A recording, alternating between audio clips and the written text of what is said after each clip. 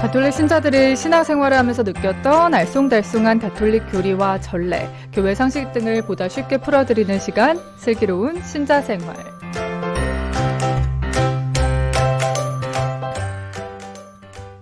네, 이 코너는 신자 재교육 시간으로 가톨릭 신자들의 모든 궁금증을 심도 깊게 풀어보는 시간입니다. 신자들의 길잡이가 되어주시는 두암동 본당 김계홍 요한 크리소스토모 신부님 함께 하십니다.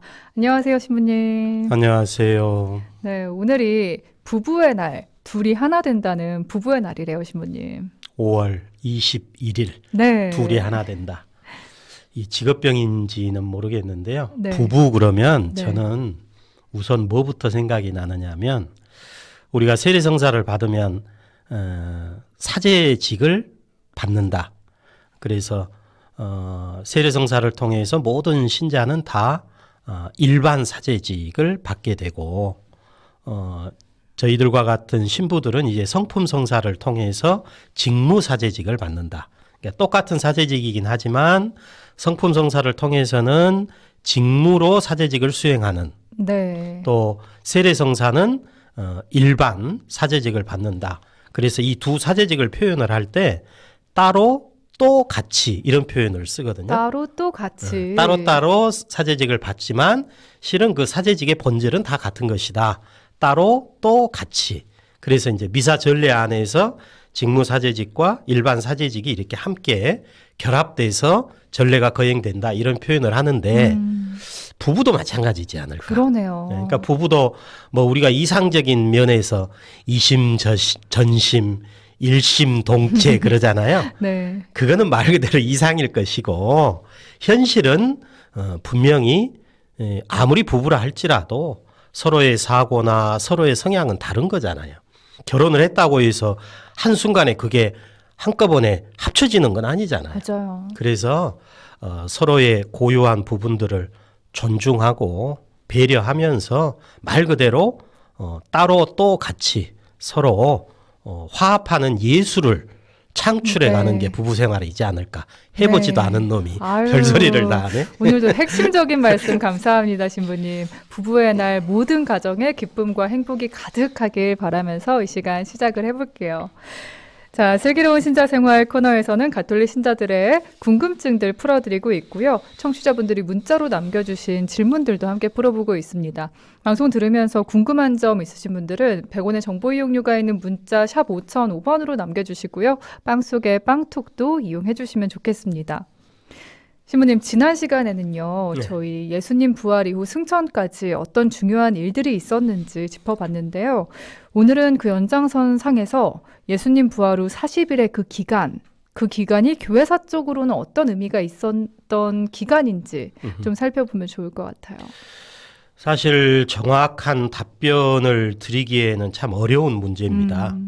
40일이라고 하는 이 표현 자체가 사도행전에서만 전하고 있는 기간이거든요. 네. 이제 통상 루카복음서하고 사도행전은 루카로 알려진 한 사람이 1부와 2부로 구성을 해서 기록한 경전으로 현재 추정을 하고 있습니다. 그래서 예수님의 말씀과 행적을 모아서 일부로 복음서를 기록을 했고, 그리고 이제 예수님의 부활과 승천 이후에 제자들이 성령 강림을 체험을 하고 예수 그리스도의 증인으로서 복음을 선포하면서 교회를 일으킨 내용을 모아서 2부 사도행전을 기록했을 것이다. 이렇게 현재 짐작을 하거든요. 네.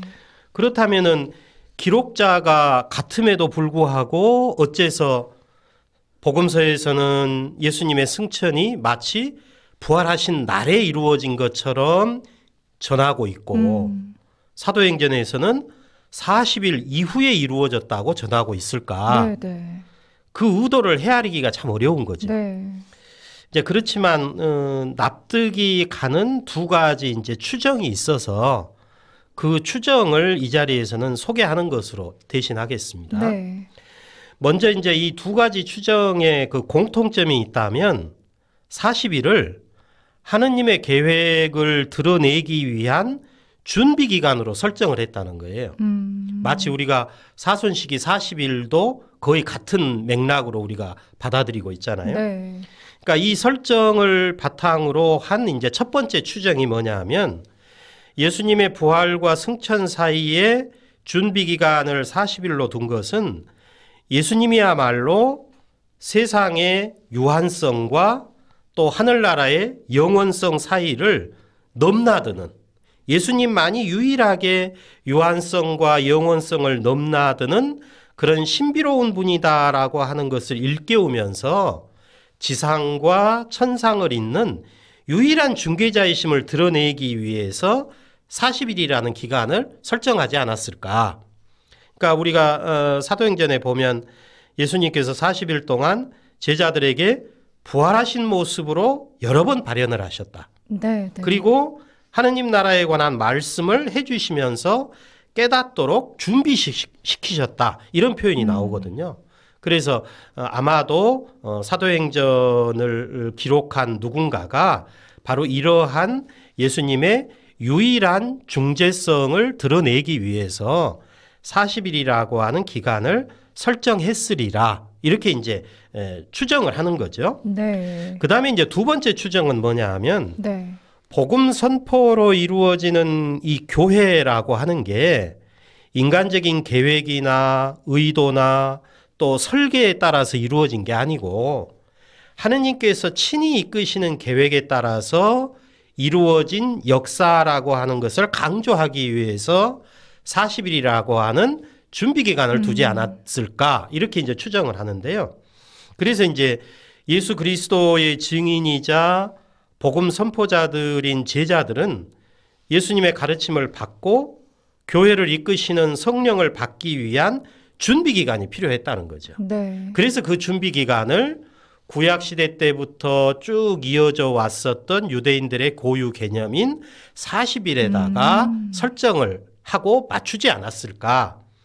이제 그 가장 간단한 예를 한 가지 더 든다면 예수님께서도 하느님 나라 운동을 펼치시기 전에 40일 동안 네. 광야에서 네. 악마에게 유혹을 받으시면서 준비하신 것으로 전하고 있잖아요. 네. 그래서 제자들도 부활의 증인으로서 교회를 이루기 위해서 40일이라고 하는 준비 기간이 필요했다. 이런 이제 추정을 하는 거죠. 어떤 그런 상징적인 의미로 볼 수 있겠네요. 네. 슬기로운 신자 생활 이제 본격적으로 시작을 해보면요. 저희 가톨릭 신자 한 분의 궁금증을 들어볼 텐데 잠시 들어보고 관련 이야기 이어가겠습니다. 나의 영을 너희에게 부어주리라 만민에게. 봉선 이동 본당 범영옥 모니카입니다. 신부님, 성령을 루아라고도 하던데요. 맞나요? 약속한다고 나의 영을 너희에게 부어주리라.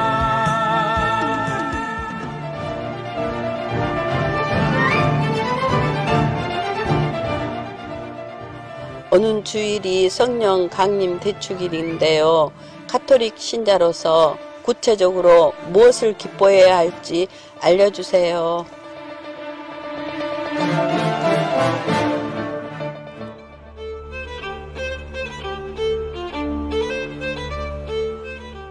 성당에 있는 그림이나 벽화에서 성령을 비둘기로 표현하곤 하는데요. 그 이유가 뭔가요?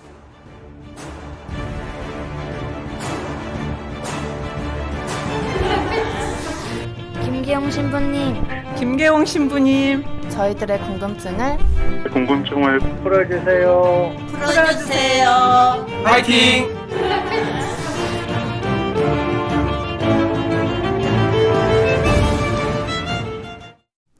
네, 슬기로운 신자 생활 생방송으로 함께하고 있습니다. 방톡으로 신앙여행님이 하나가 되는 것, 오늘도 교리와 하나 되어 생활화 해보겠습니다. 해박한 교리교실입니다. 처음부터 함께합니다 하셨는데요. 정말 맞네요, 신부님. 해박한 교리교실. 본격적으로 시작을 해보겠습니다. 신부님 첫 번째 질문인데요. 성령을 다른 말로 루아라고도 하는지 여기에 대해서도 설명을 해주세요. 이 시간에 히브리 말을 듣게 될 줄이야. 히브리 말이군요. 이제 구약 성경은 네. 몇몇 그리스 말 사본을 포함을 해서 대부분 히브리 말 사본이 원본이죠. 네. 따라서 이제 오늘날 교회가 하느님의 영, 이제 문맥에 따라서는 성령이라고 해석하는 구약 성경의 히브리 말이 통상 지금 말씀하신 루아흐라고 보통 쓰고 있죠. 우리말로 쓸 때는 루아흐 이렇게 쓰거든요. 루아흐. 네. 그러니까 우리말로 번역을 하면 옮기면 숨결, 입김, 뭐 바람, 기운, 힘, 이제 이런 표현으로 옮길 수 있는 다양한 뜻을 가지고 있는 단어입니다. 네. 그러니까 이제 구약 성경 창세기 1장 2절에 따르면 하느님께서 세상을 창조하시기 이전 상태를 우리에게 전해주고 있는데요. 거기에 보면 어떤 표현이 나오느냐 하면 땅은 아직 꼴을 갖추지 못하고 비어 있었는데 어둠이 시면을 덮고 하느님의 영이 그 물 위를 감돌고 있었다. 이렇게 고백을 합니다. 네. 여기에서 나오는 이제 하느님의 영, 이 이제 단어가 루아흐입니다.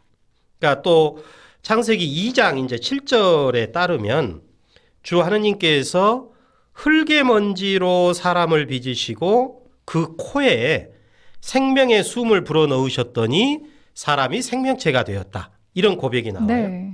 여기에서도 마찬가지로 생명의 숨으로 옮긴 단어가 루아흐 이렇게 돼 있습니다. 그렇군요. 그러니까 결국 구약 성경에서 히브리 말 이 루아흐라고 하는 것은 인간과 모든 생물의 생명을 가능하게 하는 생명의 원천이신 하느님의 영, 하느님의 숨결을 의미하는 단어라고 해석할 수 있겠죠. 네.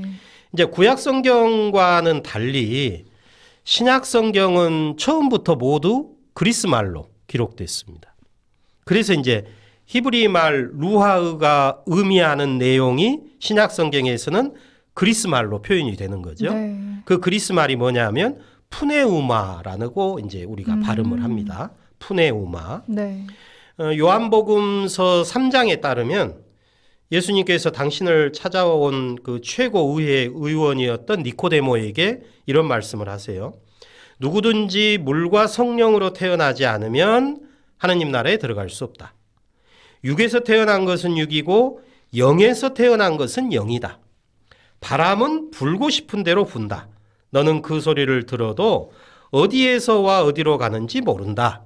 영에서 태어난 이도 다 이와 같다. 이런 말씀을 하시거든요. 네. 여기에서 이제 드러났던 표현들 성령, 영, 바람 이게 바로 푸네우마입니다. 다 같은 그리스 단어이군요. 말로. 예. 또 이제 4장에 따르면 예수님께서 야곱의 우물가에서 사마리아 여인에게 또 말씀하세요. 하느님은 영이시다. 그러므로 그분께 예배를 드리는 이는 영과 진리 안에서 예배를 드려야 한다. 이런 말씀이 나오는데 여기에서도 영을 표현하는 단어가 그리스 말로 푸네우마입니다. 그러니까 결국 신약 성경에서 그리스 말로 표현된 푸네우마 이것은 영, 바람 이렇게 이중적인 의미를 표현을 하면서 인간 본성을 지닌 현세적이고 또 지상적인 존재하고는 전혀 다른 네. 초월적이고 천상적인 어떤 하느님의 힘을 가리키는 단어로 쓰이고 있다. 이렇게 이제 우리가 살펴볼 수 있는 거죠. 네. 히브리어로는 루아흐, 그리스 말로는 푸네우마라고 그렇습니다. 성명을 한다는 점이요. 신약 성경에서는 성령께서 하시는 일로 보호자다라고 설명하시는 구절도 있는데요. 네, 네, 그렇습니다. 이제 신약 성경 요한복음서 14장에 따르면 네. 예수님께서 이제 제자들에게 내가 아버지께 청하면 아버지께서는 다른 보호자를 너희에게 보내시어 영원히 너희와 함께 있도록 하실 것이다. 그분은 진리의 영이시다. 이렇게 말씀을 하세요. 그리고 이제 이어서 또 어떤 말씀을 하시냐면 보호자 곧 아버지께서 내 이름으로 보내실 성령께서 너희에게 모든 것을 가르치시고 내가 너희에게 말한 모든 것을 기억하게 해주실 것이다 라고 구체적으로 설명까지 하십니다. 네, 네. 그러니까 여기에서 이 보호자라는 의미로 쓰인 그리스 말이 뭐냐 하면 파라클레토스라는 그리스 말입니다. 그러니까 이 본래 이 파라클레토스라고 하는 이 그리스 말은 어떤 때 쓰이는 단어이냐 하면 네.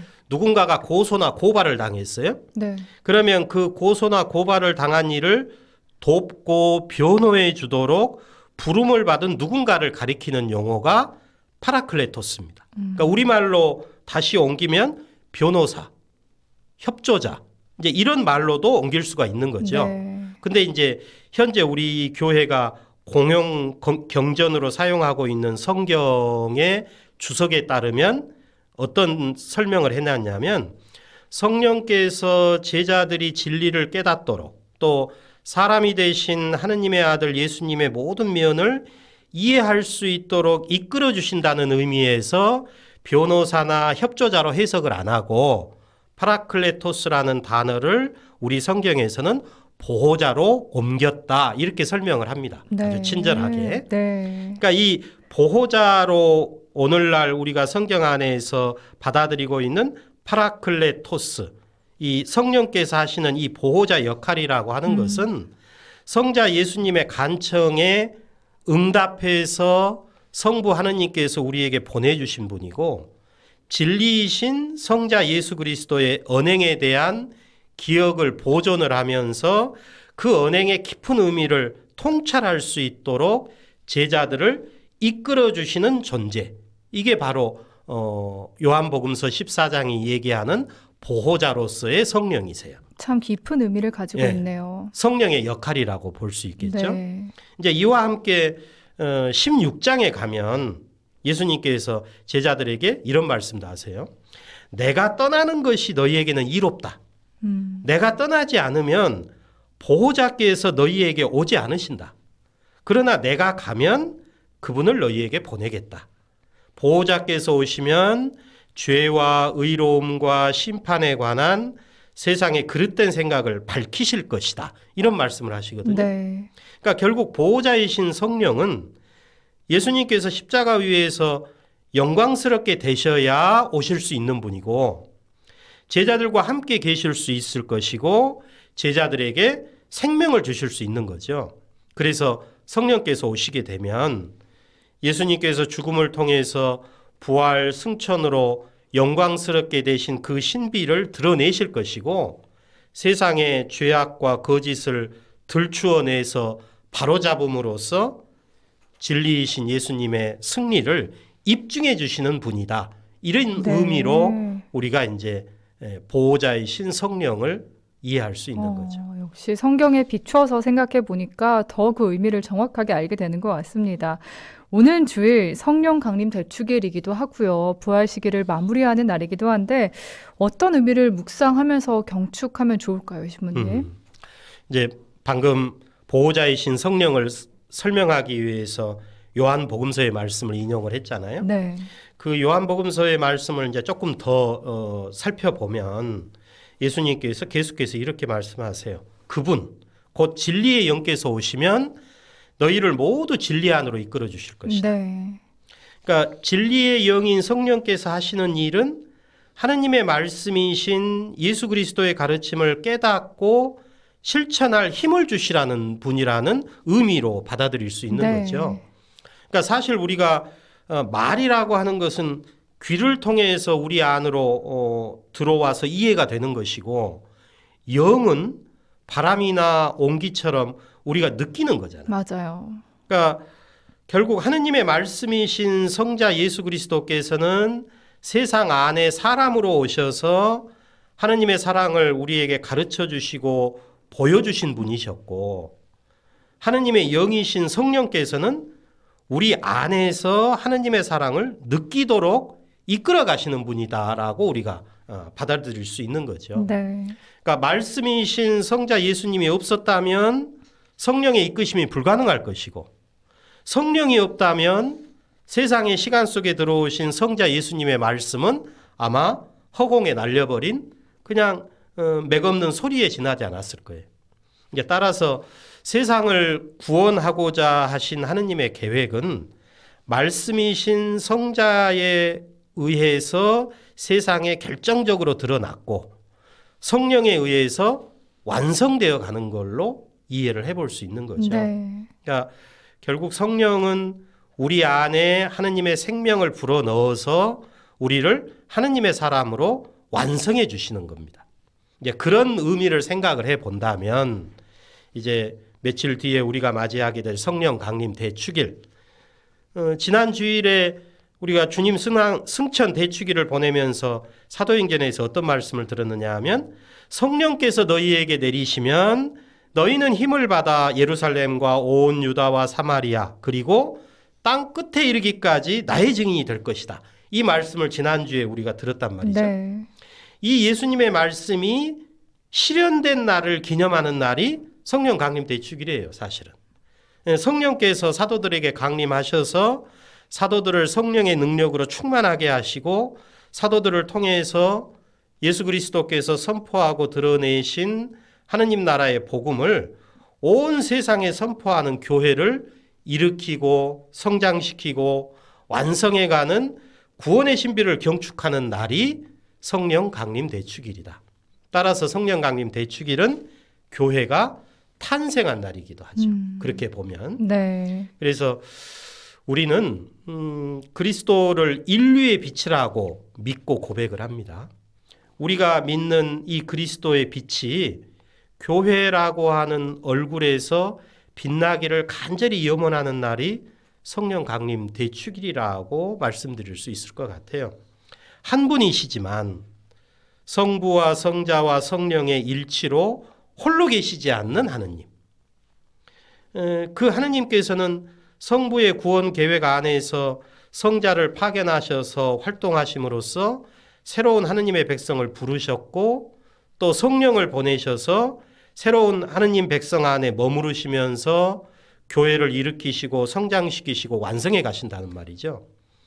엊그제 독서에서 이런 말씀이 나와요. 네. 바오로 사도가 에페소 교회 원로들에게 교회는 하느님께서 당신 아드님의 피로 얻으셨습니다. 이런 표현을 하셨거든요.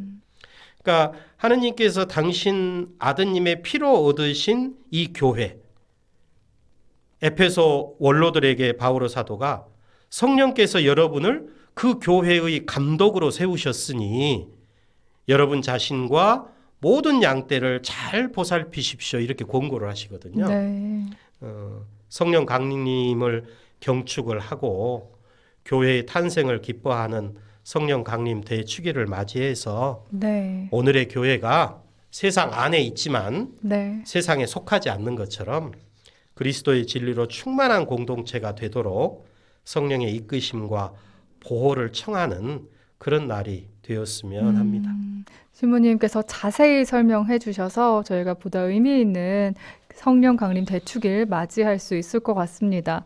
함께 하시면서 빵톡으로 윤철 베드로님 오늘도 향기로운 오후 주님과 함께 좋은 방송 감사히 듣습니다 하셨고요. 그리고 안드레아 님도 오셨네요. 천주교 용어 히브리어, 그리스어, 로마어, 러시어 참 어렵습니다 하셨는데요. 신부님 우리는 이 우리나라 말에 충실히 좀 해도 되겠죠? 당연한 거죠. 하느님께서는 우리말을 하십니다. 예, 그리고 5014 애청자님도 화이팅 응원해 주셨는데요. 오늘도 쉽고 친절하게 교리 알려주신 두암동 분당 김계홍 요한 크리소스토모 신부님과는 여기서 인사 나누겠습니다. 감사합니다, 신부님. 감사합니다.